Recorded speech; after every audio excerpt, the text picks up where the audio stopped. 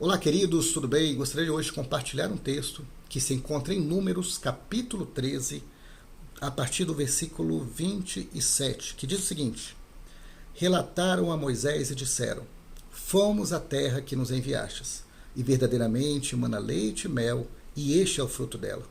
O povo, porém, que habita nessa terra é poderoso. As cidades são muito grandes e fortificadas. Também vimos ali os filhos de Anak. Os amalequitas habitam na terra do Neguebe, os heteus, os jebuseus e os amorreus habitam na montanha, e os cananeus habitam ao pé do mar e pela ribeira do Jordão. Ouvindo isso, então Calebe fez calar o povo perante Moisés e disse: Eia, subamos e possuamos a terra, porque certamente prevaleceremos contra ela. Eu quero trazer uma meditação hoje, dizendo que tudo depende de como você tem visto as situações que estão à sua frente. Esse texto nos fala de 12 príncipes que foram enviados por Moisés para estarem olhando a terra da promessa de Deus. Chegando ali, de fato, eles viram alguns aspectos positivos daquela terra, mas eles fizeram questão de frisar apenas os aspectos negativos.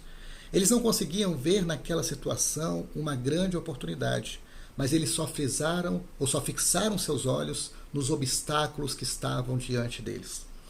Diante desse contexto, apenas 2 desses príncipes tiveram a confiança e confiaram que, ainda que estivessem todos esses obstáculos, o Senhor os ajudaria diante daquele grande desafio.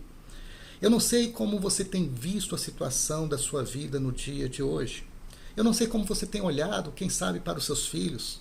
Você tem considerado apenas o trabalho que eles têm dado, ou você tem visto a grande oportunidade que Deus tem te dado de ser um excelente pai, sabe, de ser uma excelente mãe, de curtir essa questão da paternidade, algo tão desejado por tantas pessoas, porém que você tem a oportunidade de vivenciar. Quem sabe, como você tem olhado para o casamento, você só tem visto a crise desse relacionamento, ou você tem entendido que existe ainda, sempre existirá esperança em Deus em relação às questões que estão diante de nós. Como você tem visto a questão do seu trabalho, você tem apenas olhado de uma forma negativa para ele e se esquecendo que existem pessoas que gostariam muito de ter a oportunidade que você tem tido e simplesmente, ao invés de olhar como uma bênção na sua vida, você tem apenas olhado como uma maldição.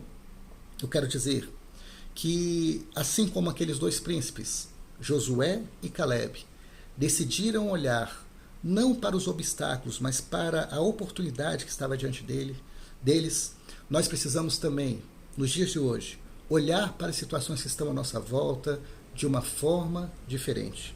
Muitas vezes a nossa vida tem estado numa situação muito triste e complicada, porque simplesmente nós só temos olhado os aspectos negativos da nossa vida, quando na verdade Deus não deixou de nos abençoar, porque estamos passando por um desafio.